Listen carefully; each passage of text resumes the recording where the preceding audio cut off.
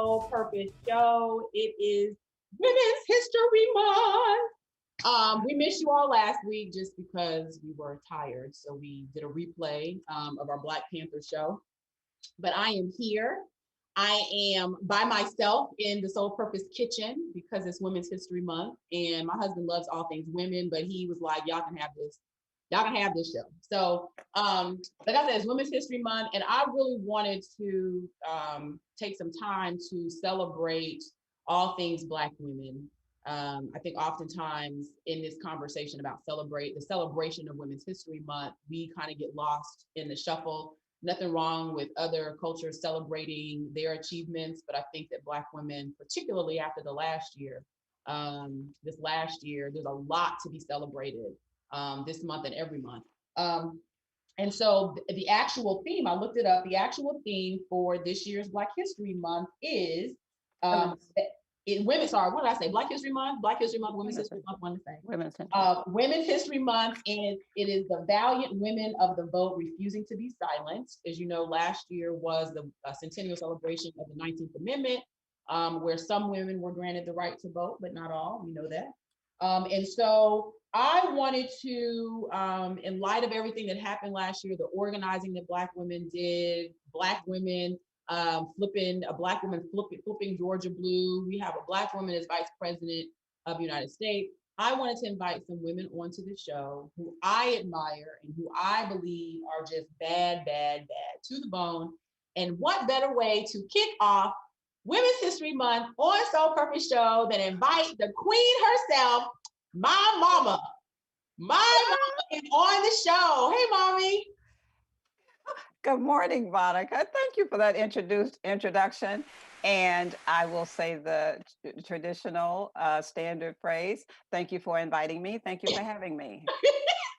You're very welcome. So look, my mom watches like every Saturday, pretty much every Saturday. And so I said, it's Black History Month. Would you want to be a guest? Women's History Month. It's Black History Month. I think it's okay. So full disclosure. So I had to do a speaking engagement like last year to a women's lawyer group. Okay. And I was very clear that when I think about history and I think about women's rights, I look at it through the lens of being Black first. Okay, so I got probably it. Subconsciously, I'm defaulting to Black History Month because that's what I see first. But y'all know it's smart. Black History Month is 365. We celebrated in February. It's Women's History. But anyway, so okay, got it. I called my mama. I said, "Mama, you want to be on the show?" She said, "Sure. What are we gonna talk about?" I said, "It's Women's History Month. We'll figure it out." So my mom, we figured it out and we talked and we brainstormed. And so we have something we're going to discuss. It really is going to be kind of conversations that we have. I call my mom every morning on the way to work. And so these are probably just conversations that we have on a regular basis. And y'all will just be voyeurs into our conversation. And I'm going to try to cook, right? So I'm by myself. So we're going to see how this works. Multitasking. I'm trying. I get that from you. So go ahead.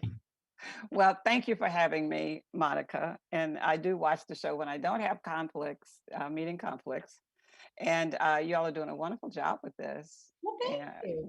Yes. And if I don't see the initial show, the live show, I will watch the recorded show. Yes.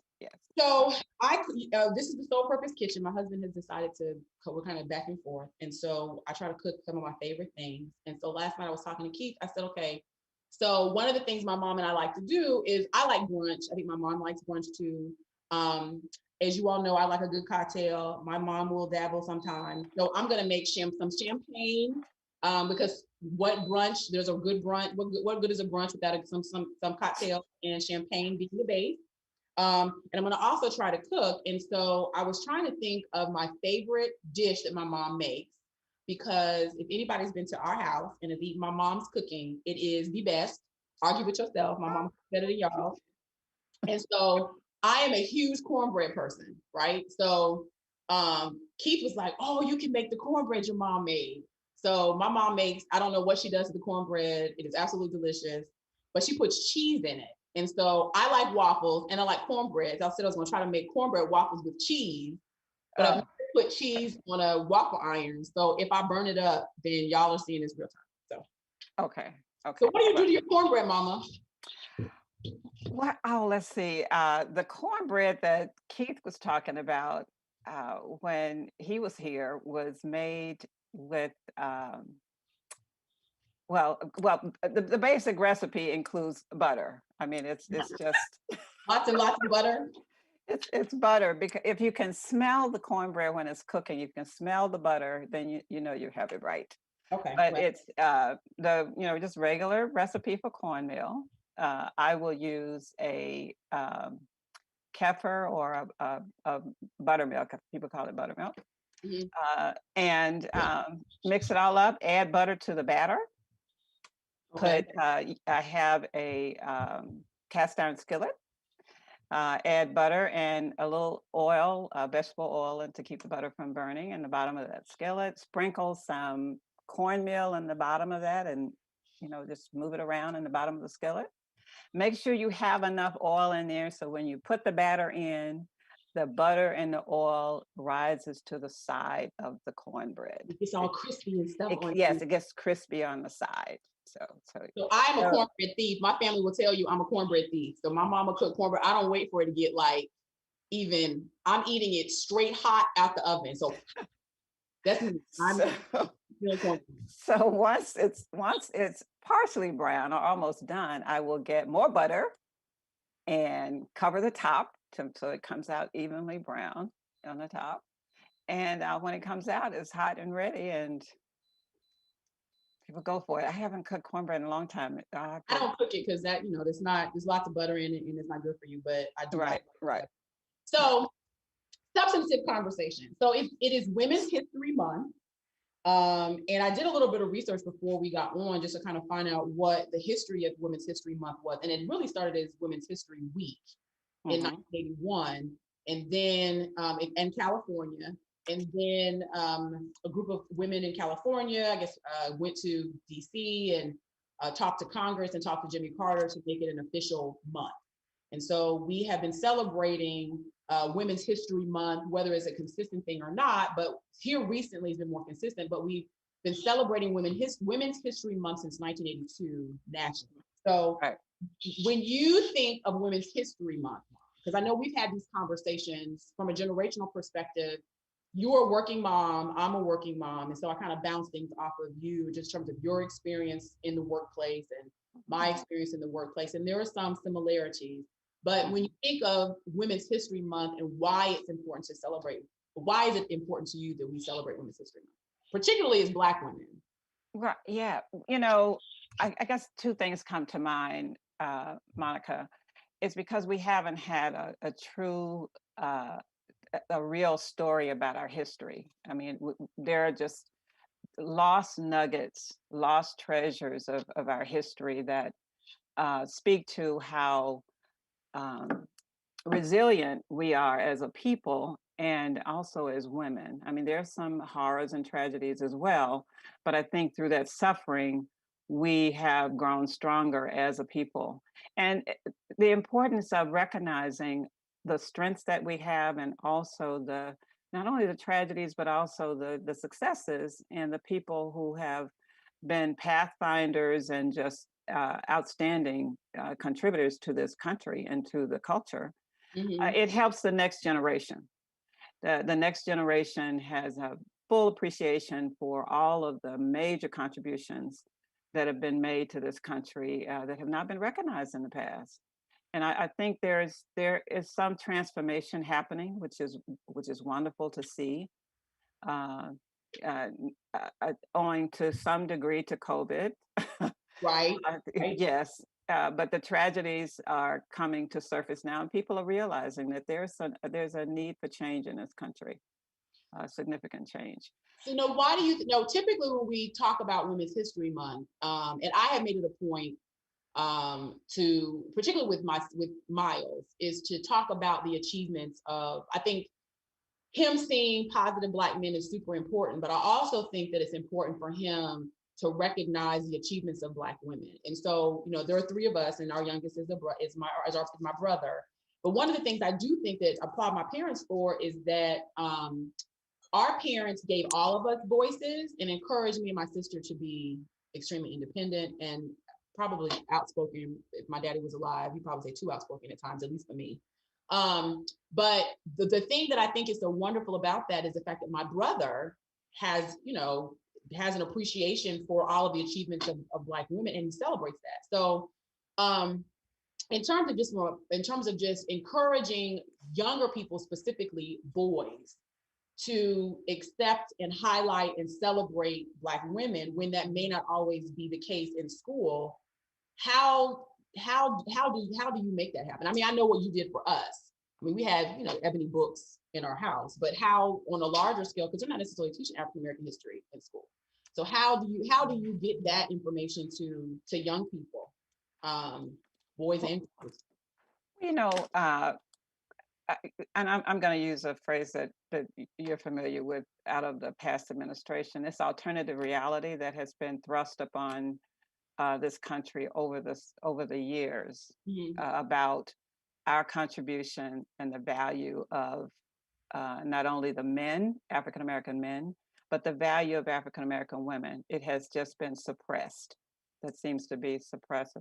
So I think it's the responsibility of family to come together and tell those stories. Some of the stories are difficult stories. If anyone saw the new Attorney General, Merrick Garland. Merrick Garland, yes. If you saw his testimony about his tragedy and how that impacted his life, he made the point of saying that his parents didn't shield him from that. Yeah. They told him about that, but at the same time, they encouraged him and helped him realize that they were blessed to have survived.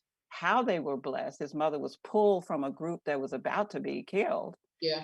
And just elevated the story in a way that built his self-esteem and his confidence in his ability to go forward and do what he's doing now. I think we need to maybe change the narrative and not be influenced so much by what we're seeing on screen and what is the mainstream message. Yeah.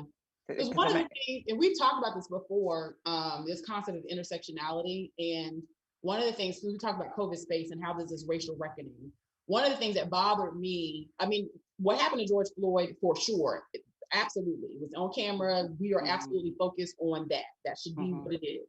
Eric Garner too. I mean, Eric Garner, Ahmaud Arbery. Yes. There are a host of Black women, besides Sandra Bland, there are a host of Black women that have, and Breonna Taylor is what comes to mind from last year. And so she got lost, but for, women speaking out and saying, listen, George Floyd's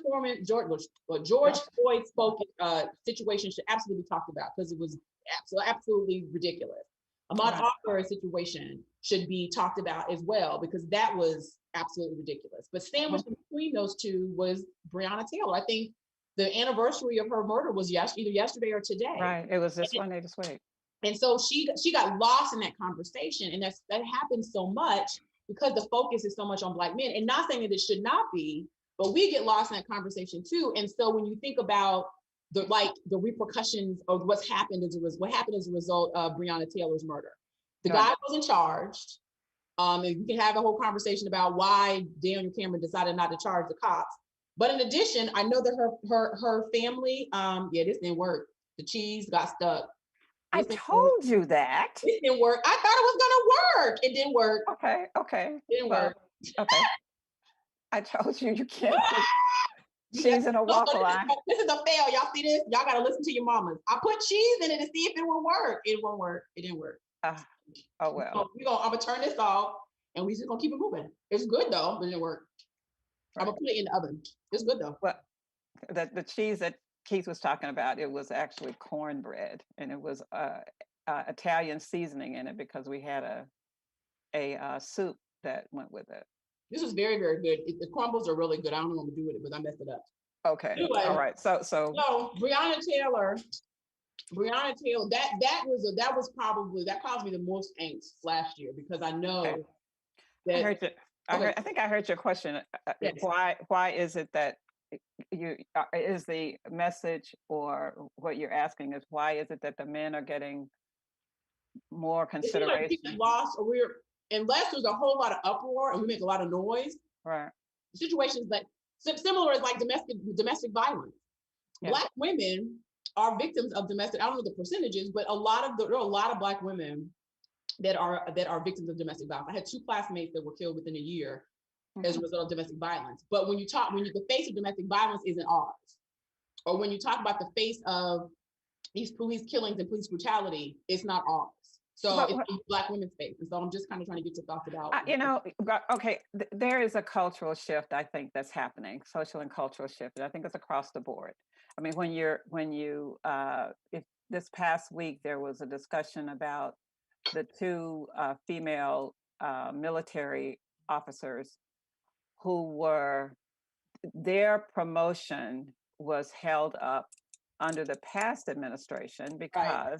because their superiors felt that it wouldn't be accepted, even though they qualified and were justified in making that being promoted. Mm-hmm. So I think what there has to be a persistent drive and tangible effort in making sure that you dispel or push back on this assumption that women cannot do certain things. I Right. mean, women and that persistent message and the effort and action of women coming together and making sure that women are treated equitably and they're given consideration when what you're talking about, when violence is inflicted on a human being, that's a human being, whether it's male or female, they should receive the same consideration and be treated equitably and fairly. So I think there is I won't call it a groundswell, but I really think there is. There is, maybe it is, I'll call it a groundswell and just put that out there.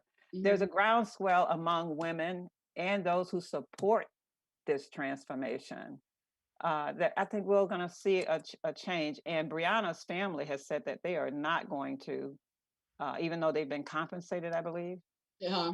they are going to continue to fight until Yeah. they get justice. So, and I think that's the key. You cannot give up. I mean, you can't.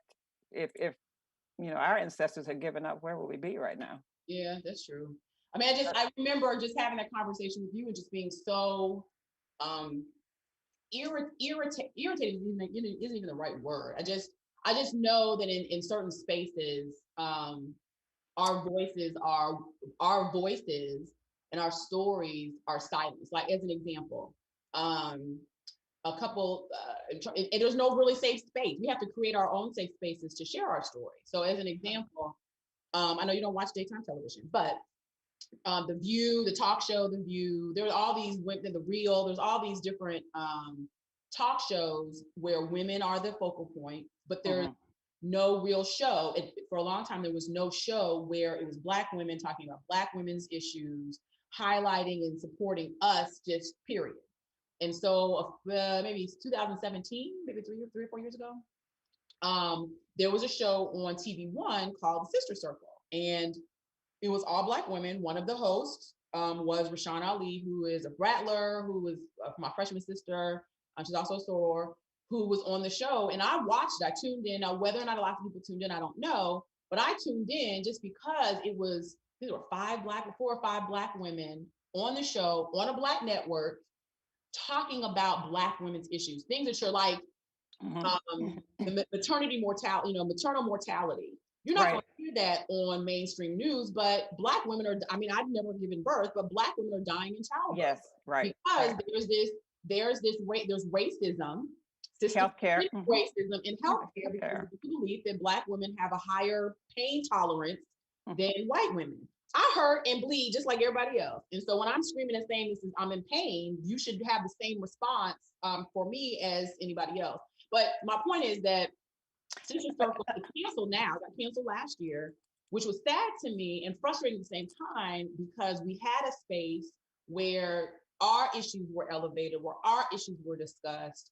Black women, celebrating Black women and Black men, but it was something for our culture to talk about the things that aren't talked about on mainstream. And so now we're in a situation where we don't have any more space for our voices. So I think there are, excuse me, I think there are platforms. I mean, technology has provided platforms for and opportunities for more voices and more issues to be shared across the country. And I think you're seeing that occur. If the message of that show resonated with people who are producers and developers of shows, I would venture to say capitalism kind of drives this. Yeah. You will find that that opportunity or that space, as you say, will not be lost. There will be opportunities, and then just the small group discussions sometimes are very productive in building a collective around a single or an effort or a thought. So the technology is helping in that way. I believe I think there's some hope with that, even though sometimes things don't turn out the way you want. So I'm going to switch a minute because a lot of the conversations that we have when I'm in my car on the way to work are political in nature, just because I am a political junkie and my mom is I wouldn't call you a politico, but my mother is well read and reads everything, and then sends us messages with links and is bothered when her children don't read what she sends immediately. But we'll read them slowly. I read everything you sent me from preparation for the show. I read it at 3 o'clock this morning, but I was reading them. But anyway, so my mom is in a session. She reads. One of the things we talk about a lot is politics. And we know last year, we had this conversation throughout the presidential election. In South Carolina, Black women by and large were responsible for Joe Biden getting the nomination. Mm-hmm. They were responsible for, because we put pressure, because I remember when he got the nomination, I said, if he wants to win, he needs to put a Black woman on his ticket. I don't know if us screaming loud about that was the reason that he did it, but we'll say that it was. He put a Black woman on his ticket. We, after that, did what we did in the community, organized, got him across the finish line. Mm-hmm. Stacey Abrams in Georgia, right, split Georgia blue, not only for the president but for the two Senate seats. 800 new voters. 800 new voters. 800 new voters. Oh, boy. 1,000 or 800 new voters. According to one of the articles I read, I think it was People. They recognized her among the women. They recognized in Women History Month. Mm-hmm. And their count was it said over an estimated 800,000, so it could have been over. That's huge. That's huge. That's a lot. That's a lot of voters. And then Trump may go down because of Tish James in New York, the district attorney in Fulton County, and it's my understanding that the person that's leading the investigation in DC for the January 6th is a sister. I have not researched that, but that's my understanding. But anyway, Black women are all over the place. We've been all over the place forever, but last year for real was all over the place. We've always said that we have political strength. How do we capitalize on that though? Because there's this belief, because I know during the election, there's a lot of guys that were saying, well, y'all got to worry about the Black women because the Black women are going to always just vote Democratic. And so we get taken for granted, but there's a lot of political strength among Black women. How do we harness that power and use it for our advantage? I think us harnessing our power was one of the reasons why Joe Biden picked a Black woman to be his vice president. I don't have no facts to support that, but that's my belief.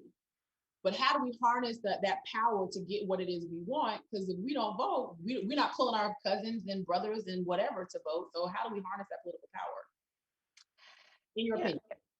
Well, that's a good question. And by all means, I'm glad to say my opinion, because I don't stand as an authority on setting direction for, but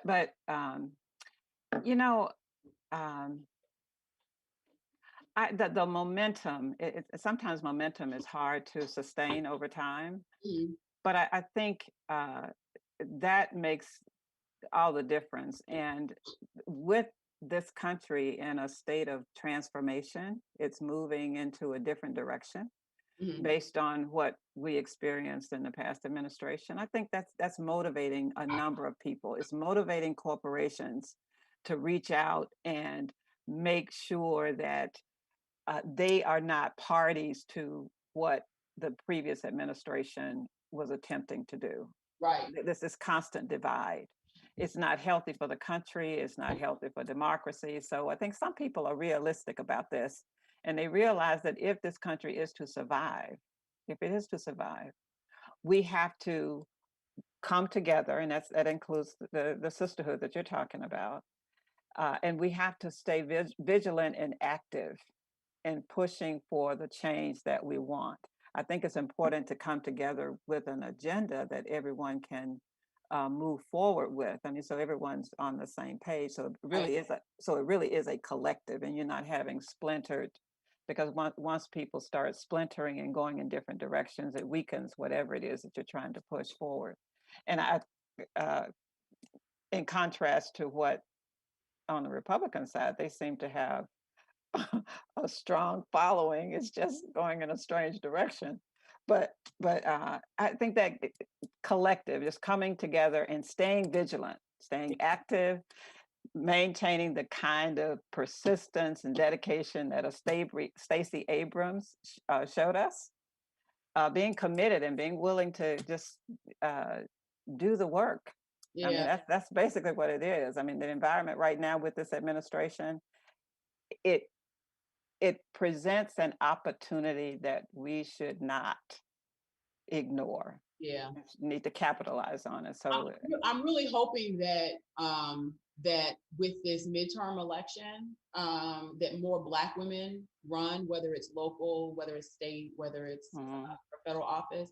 I mhm. really hope that more Black women run, and I also hope, and with Jamie Harrison at the helm of the DNC, I'm hopeful. But I also hope that when these Black women put their name in the hat, that you have folks Yeah, supporting. right, exactly. And I think that's been the challenge is, we may decide to run or have a desire to run, but we put our name out there and we may not necessarily, because it takes money to run for office. We may not necessarily get the support at the highest level for whatever the reasons are. Like Cori Bush is a prime example of someone that was the Grassroots, congresswoman yes.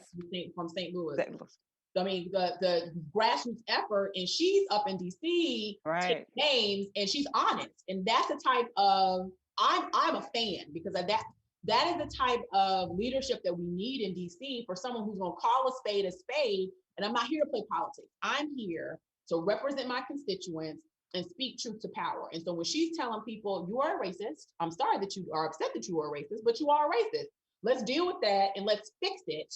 But she's calling people out, and I think that we need more people like that who are unapologetic.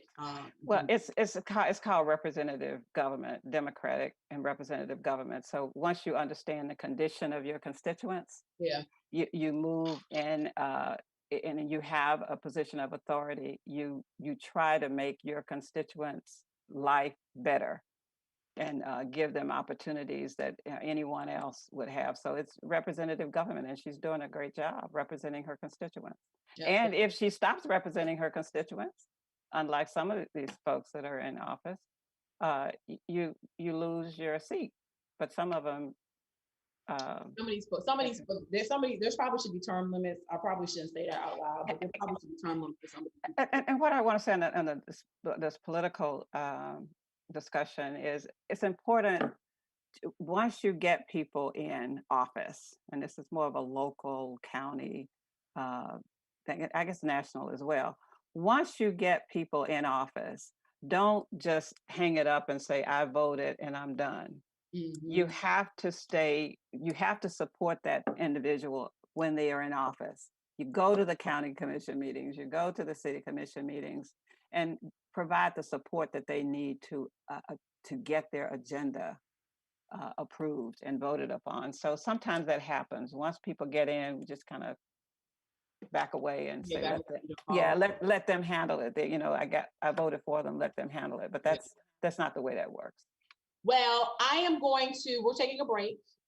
This is In Touch News. We're gonna take a break, and when we come back, I'm gonna try something else because my waffles were a fail. I'm gonna try. I told you not to put the cheese in there. I thought that they were See, really see, strange, and I thought this is when you, this is see, when you, after. that's what, when you get grown, you don't listen. I know. I'm sorry, but they taste good, but they just don't know. So we will be back after the break. I'm gonna make a 2 champagne cocktails, and I'm going to make a sandwich on this grill that I really, really love because it has croissant and butter, and it's really not good for you. So we'll be back after the break.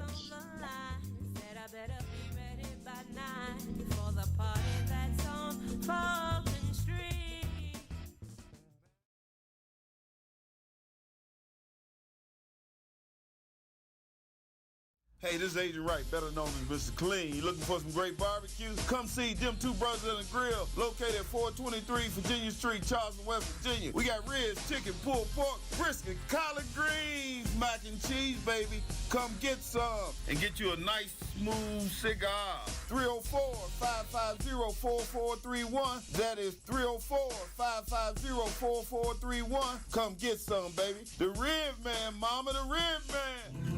Thinking politics? Tampa Bay Politics is on every Wednesday at 11 a.m. with Angela Birdsong. Tune in right here on In Touch Radio. Wherever we go, we about to bring on the positive vibe. We're back. We're back. Wherever we go, we are go.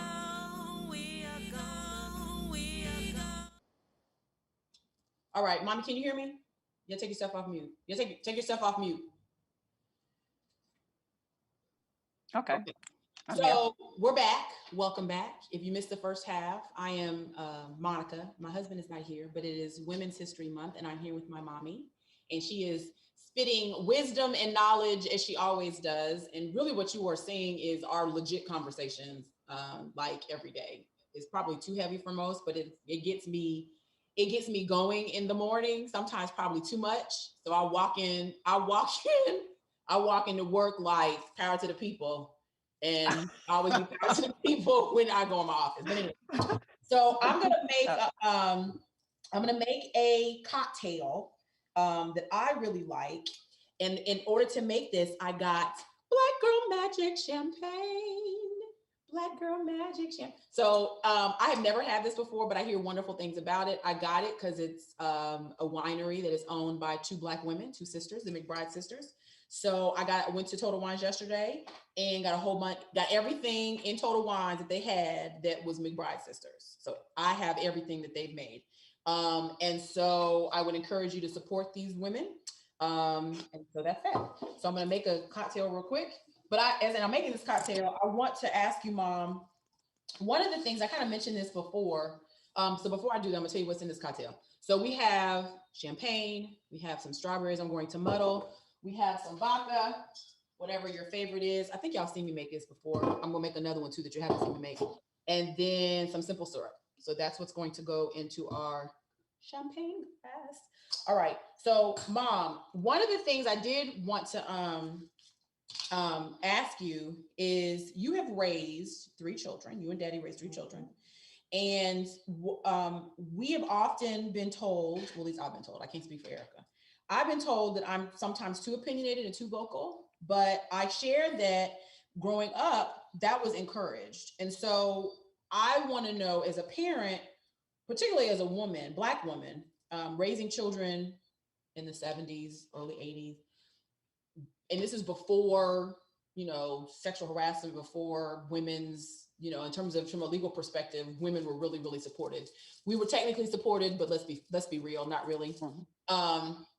Why it was important for you, and just speak on behalf of Dad, to ensure that your girls specifically use their voices and were independent. Because I tell people all the time, when I was growing up, I don't ever remember my mom saying, make sure you get, when you get to college, you find you a really good man and you, just whatever, talk. I don't remember those conversations. I don't remember having dreams about my wedding, just because that wasn't something that we talked about in our house. So why, number one, which is not a bad thing, why? There's no shade to those parents who do. I get it, but that was That was not our reality. My mama was like, get your degree and be single. Do that. Live your life. So and I'll be quick with this. I still have my high school memory book. And if you look at my memory book, that was my goal. My goal was to go to college, graduate, travel, da da da da da da da. Things don't always happen the way you envision. But I'm the first, so sorry. no, that's no, it was fine. It's very fine. But your husband my husband was an attorney, so he was like convinced me otherwise. But one of the I think I lost my train of thought. Sorry. No. Ask me your question again. I'm sorry. Why was it important? This is that's what when I think about your father, that kind of throws me off key. Sorry. Anyway, why was it important for you and Dad to raise Eric and I to be independent and be unapologetic in you? Okay, I got you. Well, one of the things, and this was funny when I used to tell you all, and that I didn't want to be a grandmother until I was 70. Remember that? That is a true statement, and I am happy that you were admitting that publicly. Right. My mama said, she said clearly. I would get in your face and say, I don't want to be a grandmother. I don't want to be a grandmother until I'm 70 years old. Go get your college degree. Absolutely. And do what you did. But make a life. But I think between your father and myself, and just making jokes and things like that, but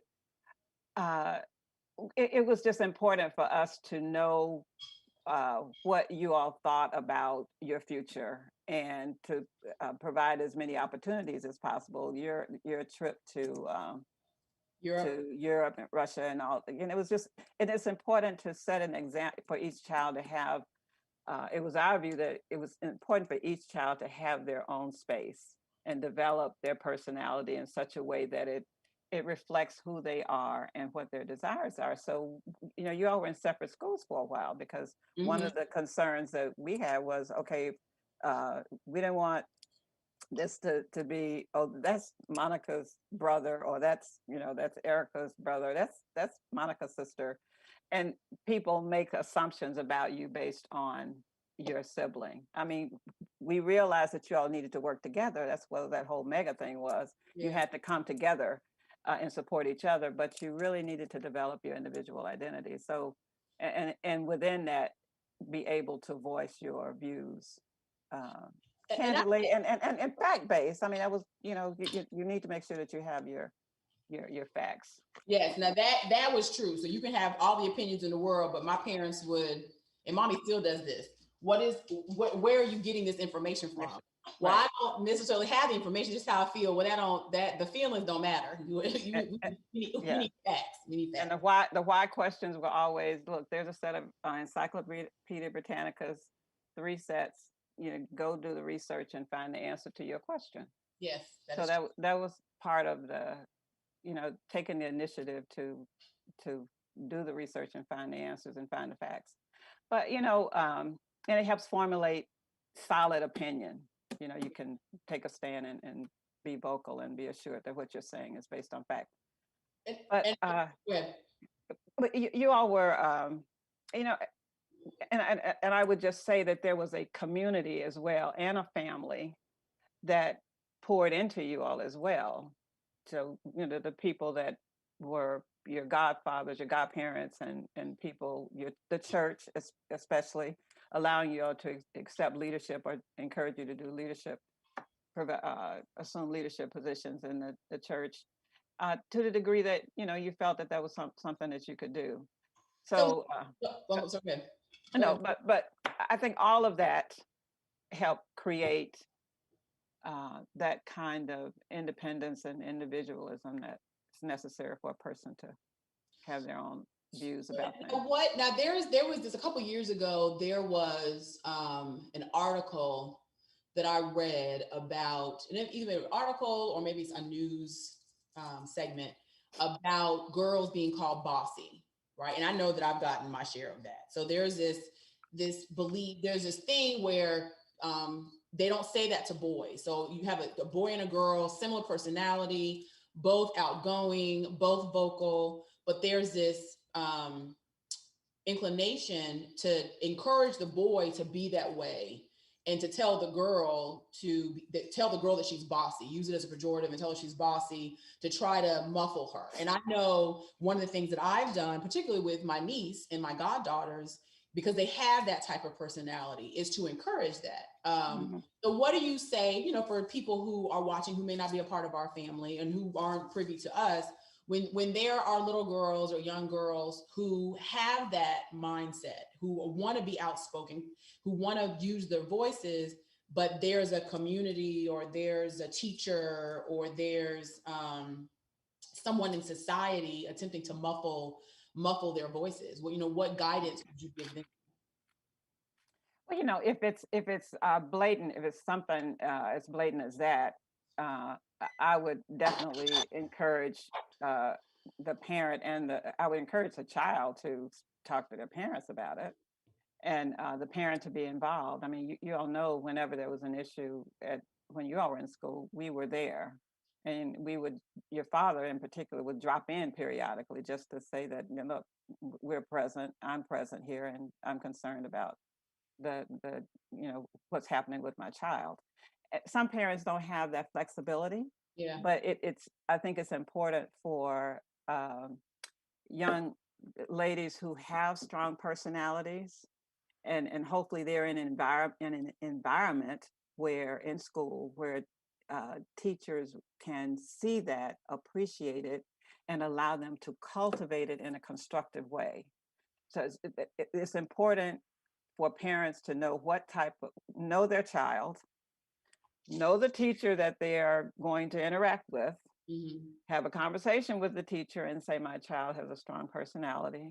One of your teachers said that, told us that, Monica doesn't think the rules apply to her, but we had a discussion with you about that. The rules do apply.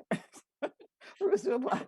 I still have that issue, probably. No, well, I don't think some rules don't necessarily apply, and I think some rules are to be challenged strategically, and modified to accommodate the needs of people who have been left out. I mean, that's the evolution of this democracy. So there are some rules that don't necessarily apply, that should not be used against people. So, but anyway, I think it's important. Parental involvement is important. And if it's not a parent, someone who knows that the child, someone that's in that community, can connect with the child and be available to have a conversation with their teacher, to let them know that, my child is a strong-willed child. We want to cultivate that. We don't want to stifle it. Yeah. We don't want to stifle their and that kind of piggybacks into another question, kind of along the same line. In the workplace, I know we've had this conversation before. When you are that same personality, because I have not changed, as you just shared. So anybody that's watching, if you're thinking that I'm a brand new person, my mother has already asserted that I have been this way since I was able to talk. So I'm not going to change. So get over it if you don't like it. So having said that, there's also, in addition to calling little girls bossy, in the workplace, when you are assertive, I think I've shared this with you, I can have the same opinion and voice the same concerns, probably in the same way, maybe a little more, whatever, but the same views, the same conversation about the same issue as one of my male colleagues. Okay, yeah. And they'll be like, oh my gosh, that's such a good assessment. That's so wonderful. Whereas I get, okay, what are you complaining about now? Or what are you fussing about now? I get called being I'm fussy, whereas the man is, oh, that's ingenious, what he just said. So how do you navigate that space at work? Because I get that a lot. And I'm sure that there are some women who are watching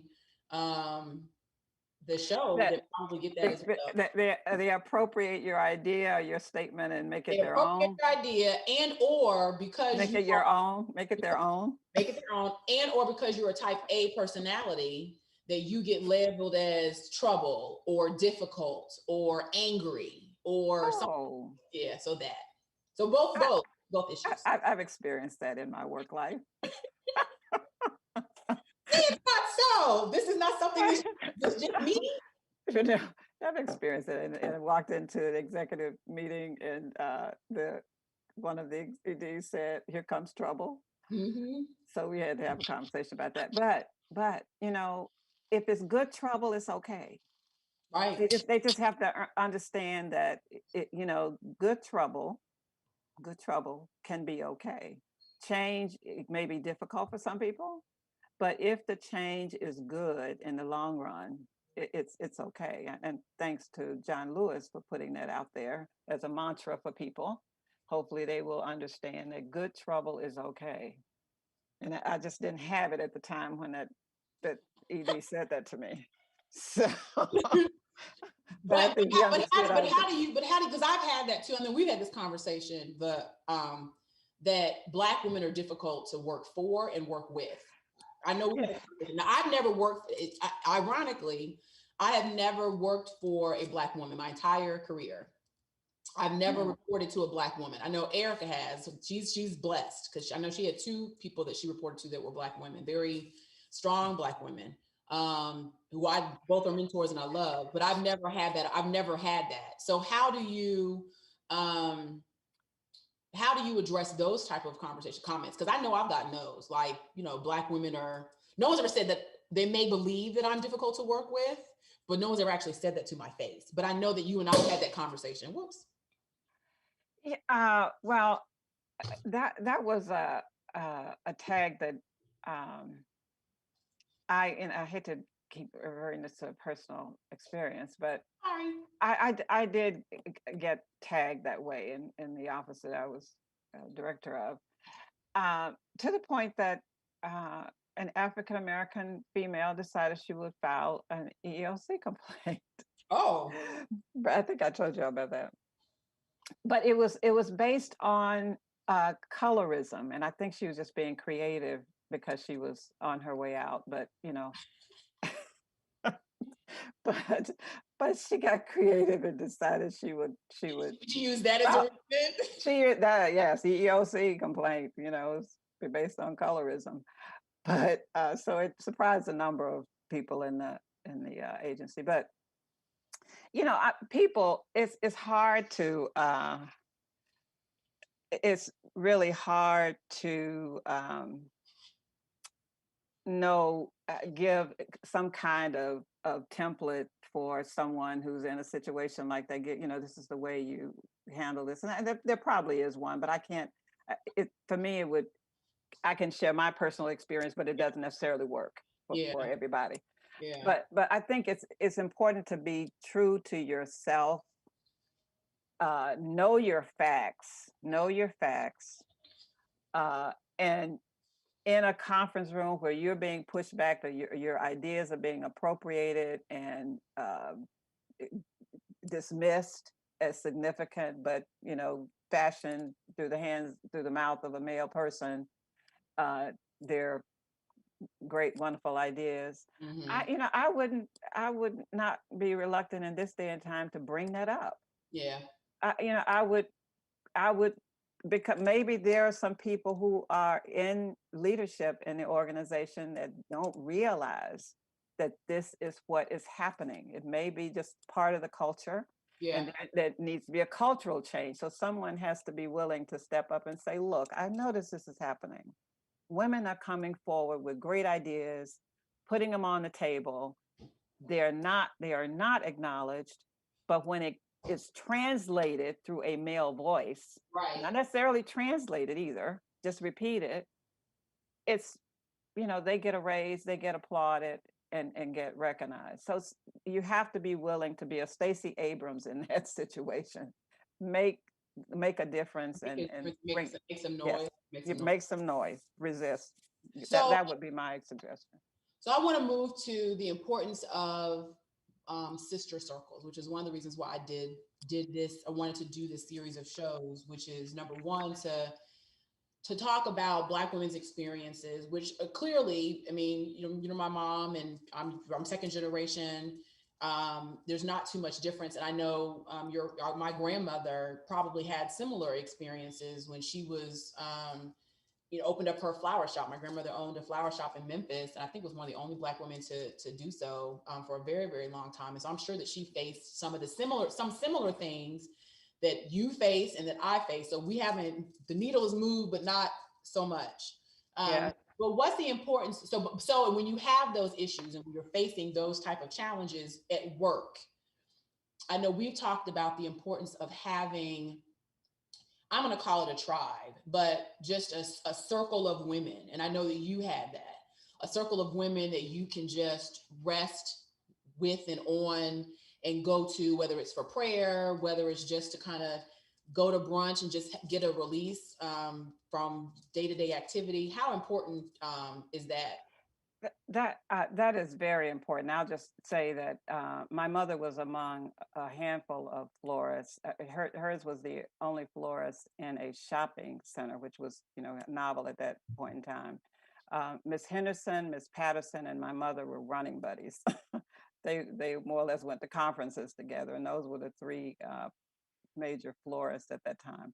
But that at least that I was aware at my young age, I was aware of. But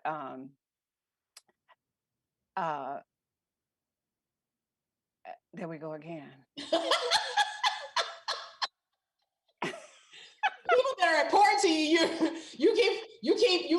So I go to their space. That's fine. The question was, that's good. Listen, I get it.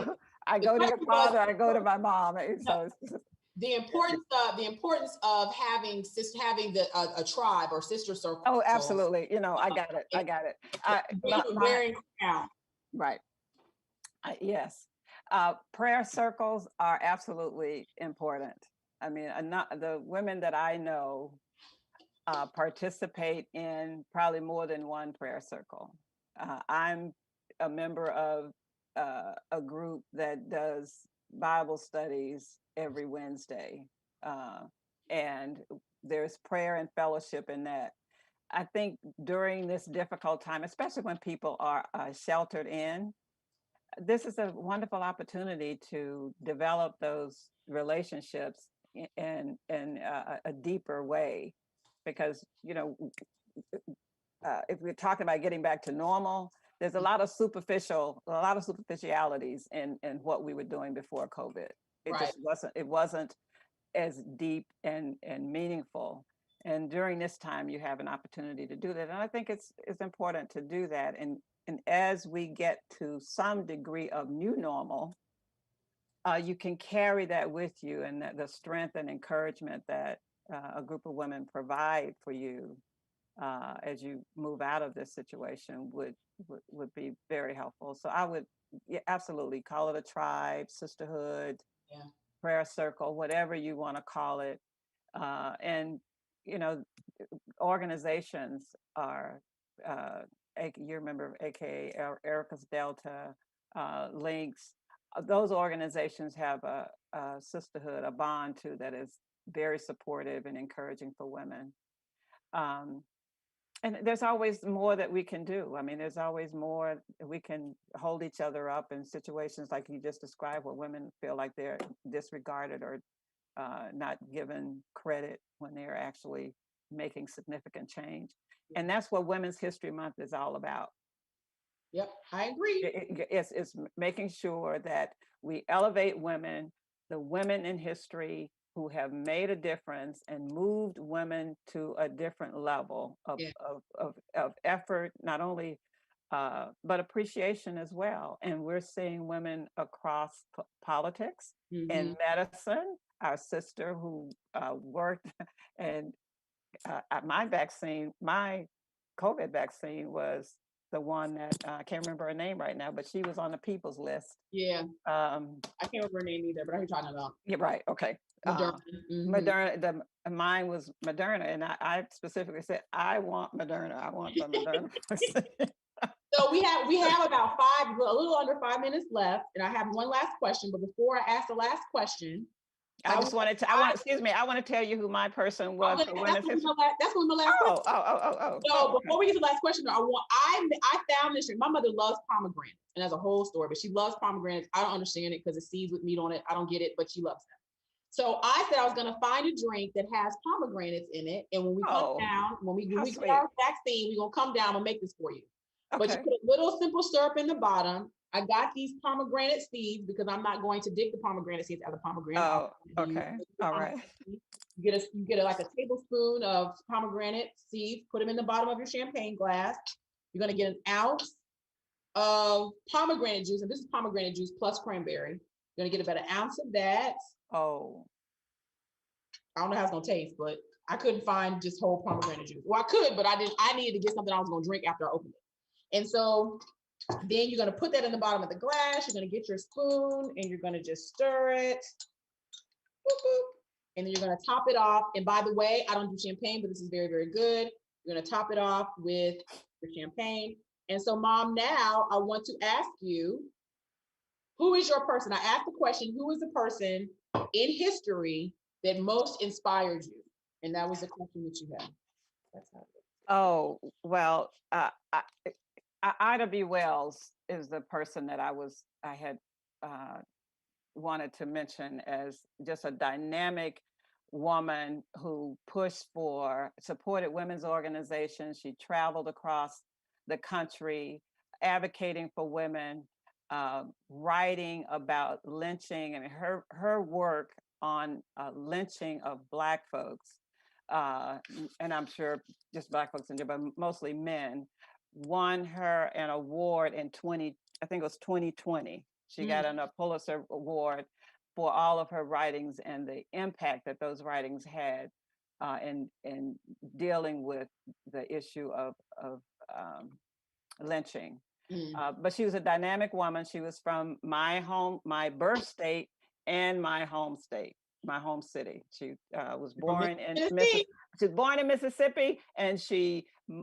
moved at an early age to Memphis, Tennessee, where she did all of her great work. So she moved a little later than I did. She passed away at 68, young. Oh wow, I did not know that.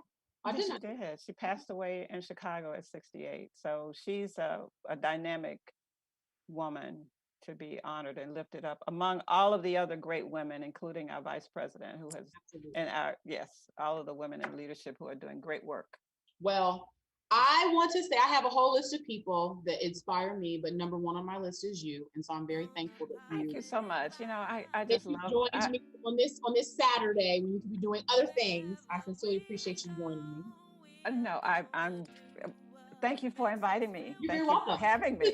This is very, very good, and I don't even really like it. I'm a Cabernet person myself, so salute. Salute. Happy Women's History Month. Thank you. Thank you. Love you. You all have a phenomenal rest of your Saturday. Have a phenomenal weekend, and we will see you next Saturday.